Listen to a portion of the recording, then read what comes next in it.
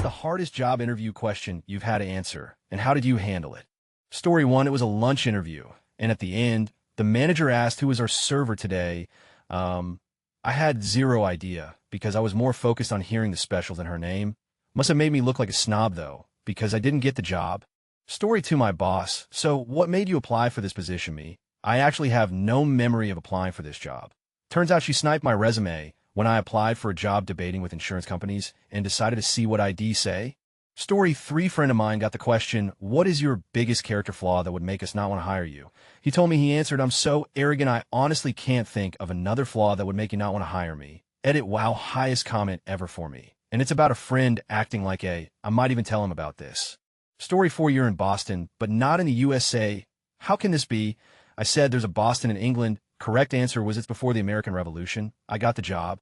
Story 5, I applied for a management role in my first job when I didn't have any management experience and got knocked back. The person they hired failed miserably, and I went for it again about 3 months later. They asked me, so you applied 3 months ago and were turned down? Why do you think you'll get it this time? I answered, this is still my first job. Without leaving and becoming a manager elsewhere, I still have not been a manager. What I've done instead is taken every opportunity to gain the relevant traits you're looking for. So volunteered to coach the group of new starters we had. I took customer escalations where they've asked to speak to a manager myself and resolve them. I've made myself a presence in the office so that if there's an issue and there isn't a manager around, staff come to me for help or advice. I'm doing small parts of the manager's role every day. I got the job, and in my feedback, they said it was between me and someone else, and was incredibly close, but I got the job based on that answer, so I'm pretty proud of myself. Story 6, for the Cambridge interview, the questions asked are usually to gauge how you think. So you are encouraged to voice out any and all thought processes for my question. I had to calculate the amount of blood in a body, which turned out to be less than that of a normal adult human being.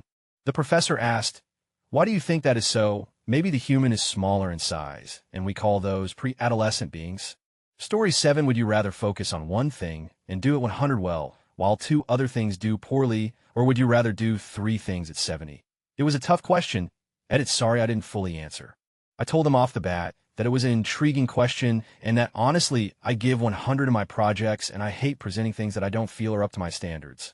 Story 8, it wasn't a single question so much as it was their method of deep follow-up questions that eventually got to a point to where they basically asked me why I'm alive, not as a what's your motivation in life sort of way, but in a why do you exist human way.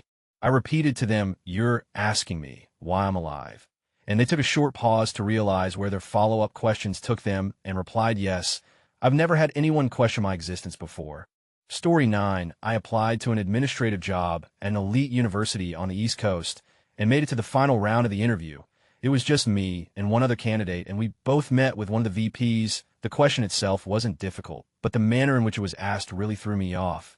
The VP essentially walks into the room, shakes my hand, and before we even sit down, asks me, so, what can you do for me? I was expecting the first 2 minutes to be small talk, so I was caught completely off guard by the straightforwardness of the question. I mumbled out an answer, but I knew right away I didn't impress.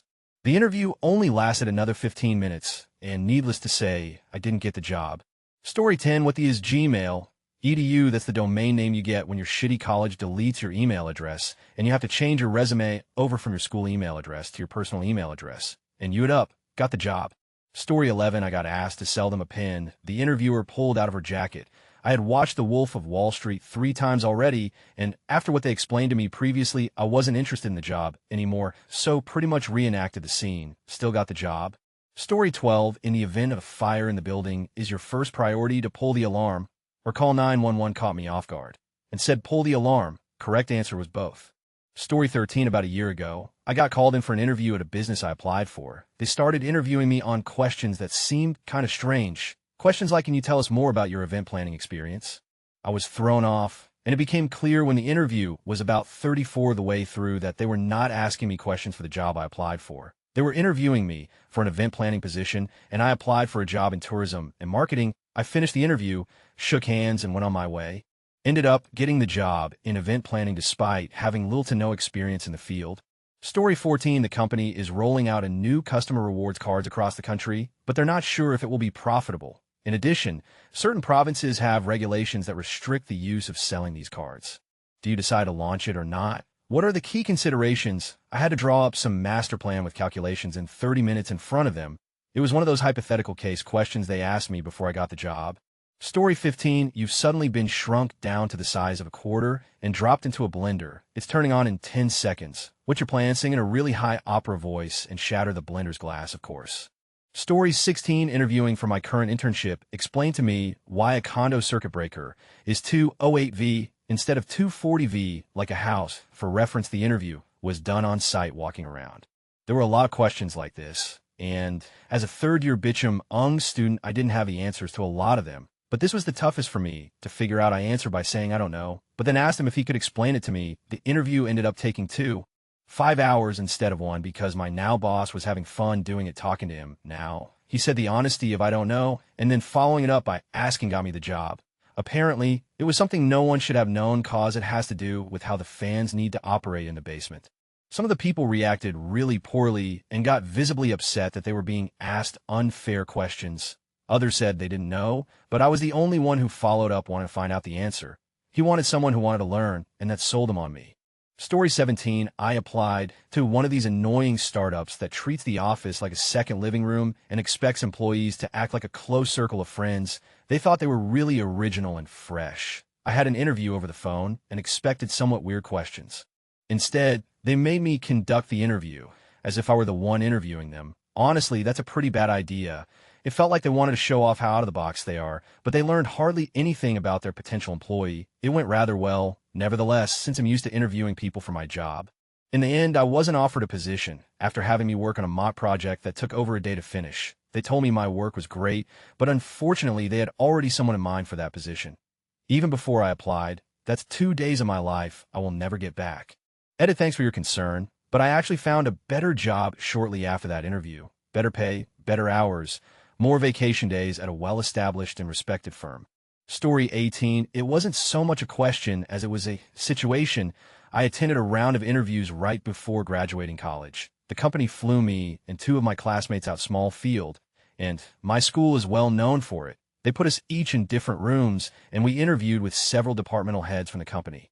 The interviews were pretty standard. I could tell they were trying to see who would fit best into their company culture, as well as perform the job well. We were all qualified, so it came down to personality. Everything was standard until the third manager that interviewed me. He came in, shook my hand, and sat down. Average height, maybe 220 pounds. He had thick, black, oily, curly hair, cropped neatly on top of his head. He had an odd posture, kind of holding his head back, the way anyone would do when trying to give themselves a second chin, pushing his jaw down into his neck a bit.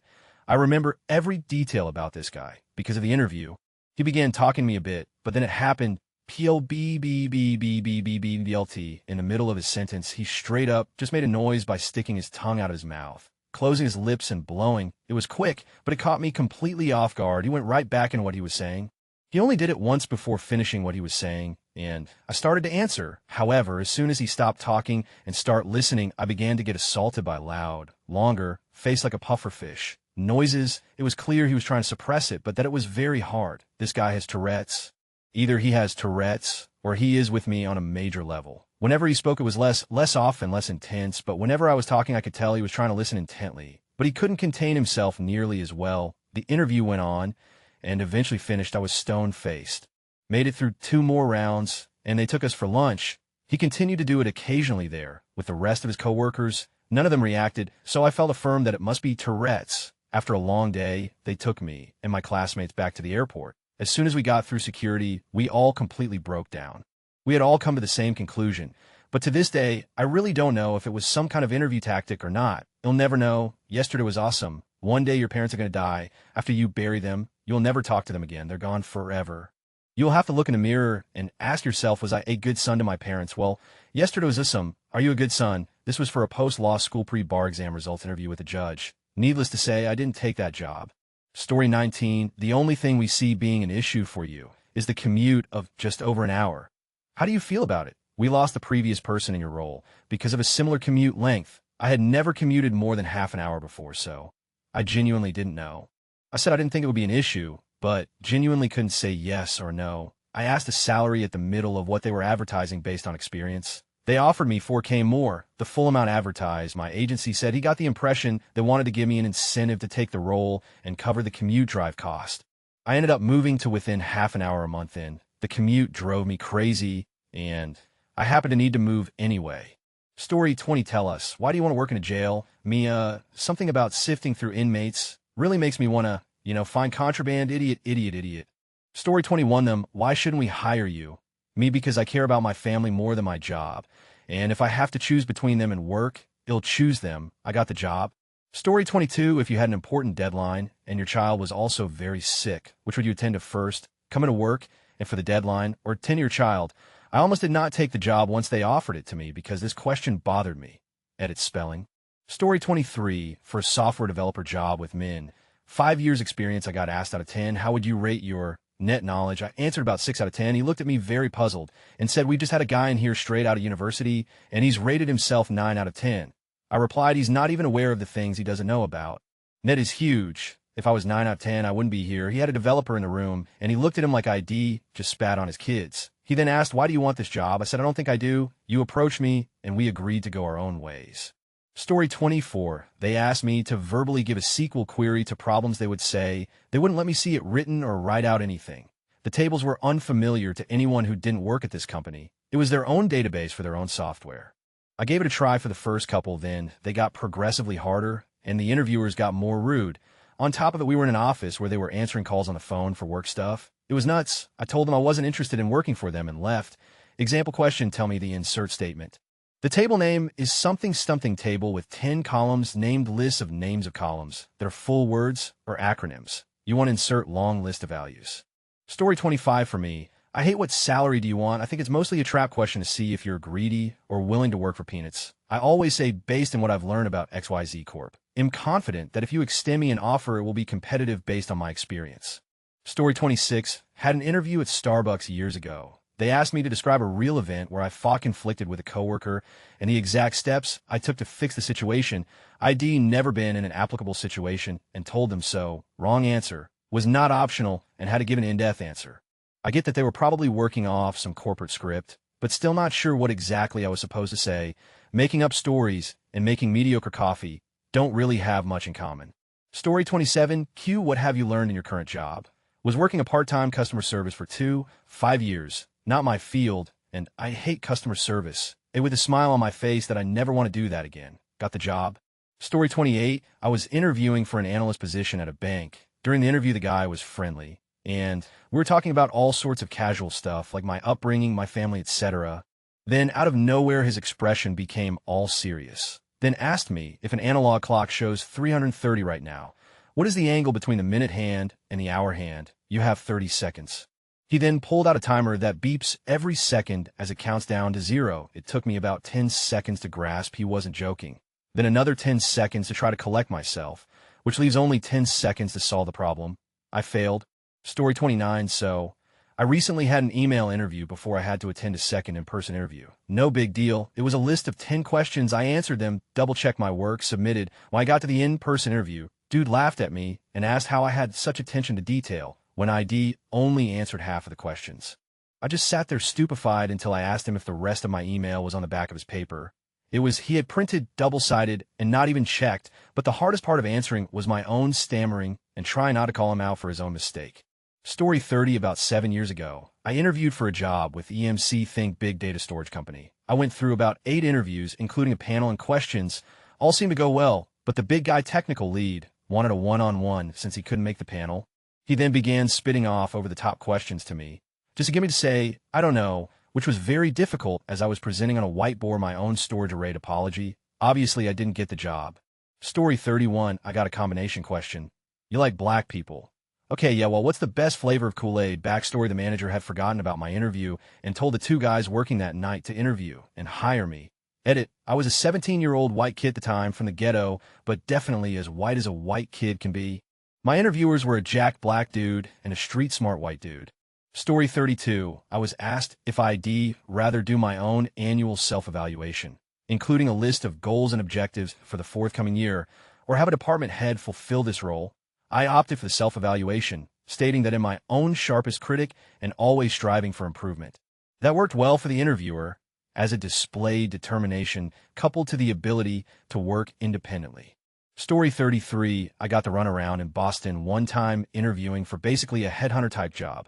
A minimum wage, a zillion-hour piece of job, and I had to interview 3 times all around Boston and Newbury before the actual hiring manager would talk to me. It was insane. When I finally got there, she asked how I was supposed to be taken seriously when I lived with my parents. I was roughly 3 weeks out of college.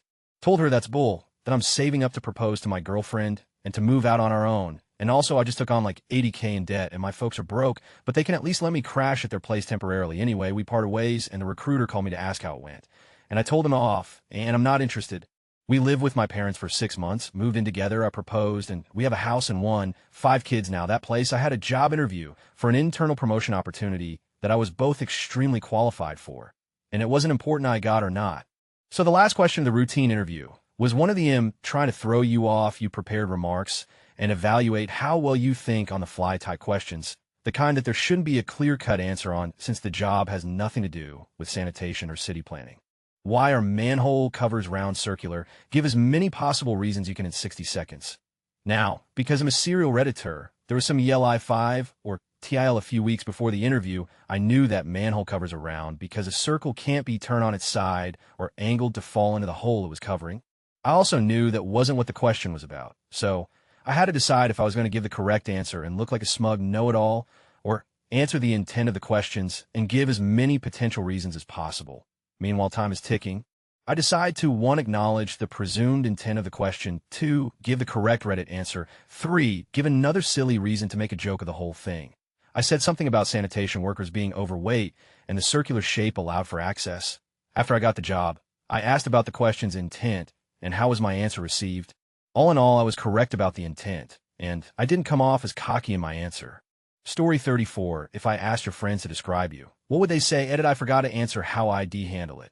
I think I played it more as a joke and said they've been my best friends for years, including college, so they'd say whatever they could to get me a job. I don't think that was the best answer, but I ended up with the job and told a recruiter afterward that it was an uncomfortable question.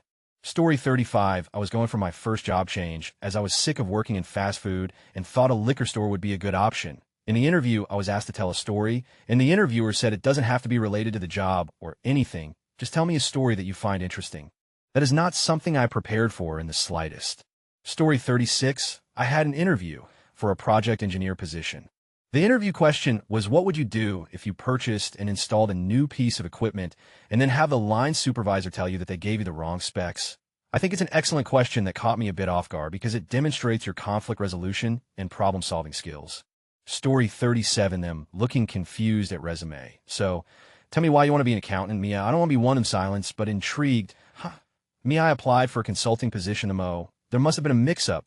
Sorry, me thinking. Glad I drove 3 hours from Connecticut to Boston for this interview. Total interview time, about 45 seconds start to finish. Didn't get the job. Did get one in consulting with another company. Story 38, I went for an interview for a retail job. The guy there asked me what I would redo if I had my life over. I handled it by leaving and never going back. Story 39, a question that sort of took me by surprise at the end of the interview was something among the lines of what reasons would make you refuse the position if you got the job. I was flustered and hesitated many times and ended up saying something cringy, like I tend to give new opportunities one chance. Either way, it will be a learning experience. I got the job and been working there for 9 months now. Story 40, I interviewed with Marvel. The interview went incredibly well. And the last question they asked is, who is your favorite hero? And to this day, I regret not saying Agent Phil Coulson and just going with Spider-Man because there was a giant Spider-Man mural on the wall next to us. Don't work there full time, but they do hire me out as a freelancer from time to time, which is really cool. Story 41, I had an interview for a job, and almost all the questions were the normal. If this wasn't working, what would your troubleshooting steps be? Nailed every question, but the final question came out of the blue, tell me a joke. The only joke I could think of off the top of my head was one about a father wanting to pass his company on to one of 3 sons. He would make this decision who would be the best by giving them each a duck and seeing who got the highest price for the duck. It's a long joke, but it ends with A for a duck for it, and $25 for up duck. Totally NSFW, but the only one I could think of, I did get the job, and still there almost 2 years later. I think he was just impressed how ballsy I was with that joke, and it made him laugh hysterically. He's an awesome manager. Edit, I didn't include the joke earlier since I was on mobile, and it's hella long. But here it is, a man with a family business is getting ready to retire soon, and all three of his sons are fighting over who should take over the business. In order to find out who would be the best suited, he gives them each a duck and tells them, the one who can get the most amount of money for their duck will be the heir to the business. They have 1 week to complete the task. Son 1 sells his duck to a farmer for 10. Son 2 sells his to a butcher for 15. However, Son 3 is having difficulty finding anyone who is interested in the duck, and while walking down the street with the duck on a leash, a prostitute leans out of a window and propositions the son. He tells her he doesn't have any money, just a duck. She agrees to take the duck in exchange for the prostitute gives the duck back because it was so good, and they go at it for a second time. Afterward, the son leaves the building, and while walking down the street again with the duck, it slips the leash and runs into the street and gets hit by a truck. The driver feels awful and gives the son $25 for the crushed duck. All three meet with their father at the end of the week, and he asks each of them how much they got for their duck. Son 1 replies, I sold mine to a farmer and made 10. Son 2 replies, I sold mine to a butcher and made 15. The father then looks at the third son, who replies, well, I had it for a duck for A, and got $25 for up duck TLDR. There really isn't one. However, I was told later that the joke question was removed from the interview process after this one. Well, Story 42, I applied for a security job and was asked, what do you think makes you qualified for this job? I replied, I've been stealing for years and have yet to get caught. I know all the tricks, got the job, I made a great friend. Edit should point out that I work for the same company under a different role. I was implying I was stealing from them. Story 43, recently I was asked if you can have dinner with any deceased person, who would it be? And I was unprepared and blurted Nikola Tesla, and then went on a 3-minute tangent about how Edison screwed him over in AC versus DC. No, the job had nothing to do with physics, it was marketing. I also got asked to write down how many things you can do with a newspaper and was given 10 minutes to write as many as possible. One of my answers was cover a car as a prank. I'm working at that job now. Story 44, I was applying for a sales position at a major firearms retail store. The application asked for my hobbies. I listed hiking, kayaking, fishing, and beekeeping. At the end of the interview, my now manager read over my application. I saw his eyebrow go up, and he said, under hobbies, you list beekeeping. Tell me about beekeeping. Another manager, the regional manager, and the corporate director of operations were also in the room. I saw all of their eyes simultaneously snap up from their notes and focus on me. Suddenly, after a great interview, I was the weird little beekeeper in a small, hot room. So I told them about bees and keeping them.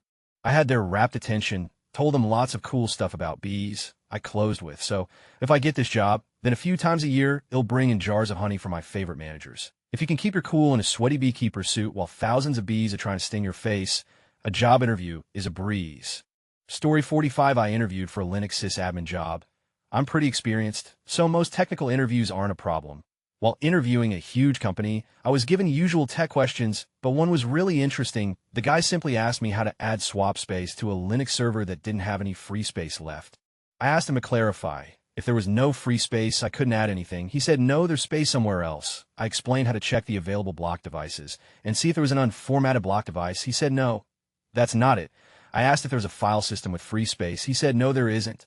I went on to explain to him all the possible places you could add a new partition, a flat file, a new VG, and each time he says, no, no, no. Finally, he gets really upset and says that if I was nearly as smart as I think I am, I'd be able to solve this problem. A little insulted, I tell him that short of adding a new disk, if there's no space anywhere and I can't delete anything, then there's nothing I can do. He's super and says I need 2 letters from you. That's it. You come in here with a resume like this that is probably full of lies since you can't even solve this one question.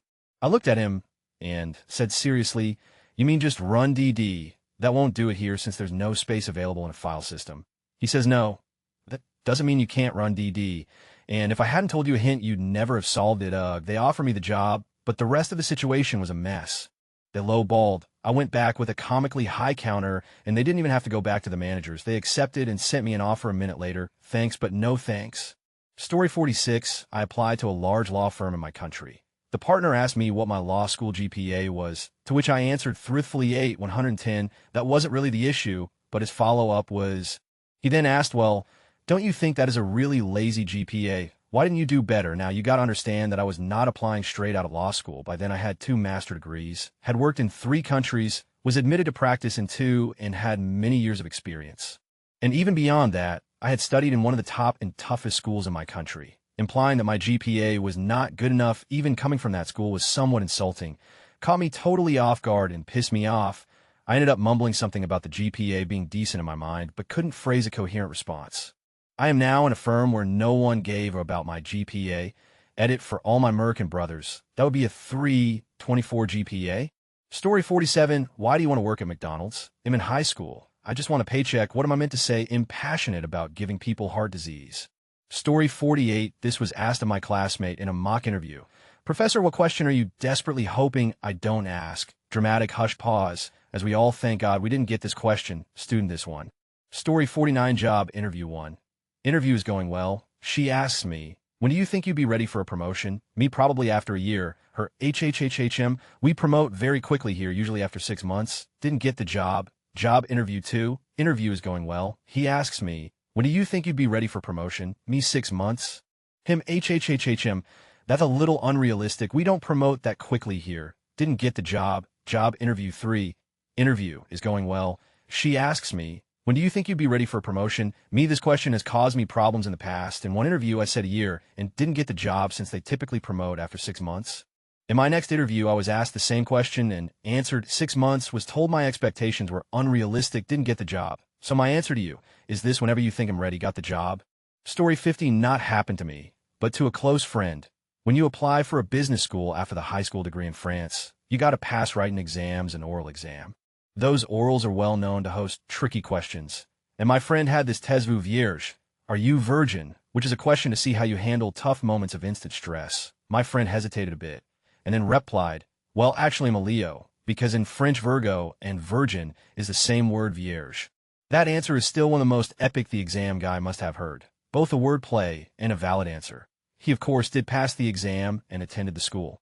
Story 51, I was once interviewing for an internship at a government office. The application had strongly suggested for applicants to like the office's Facebook page before applying. I did so purely to satisfy the requirement, but didn't bother to actually read over the Facebook page much.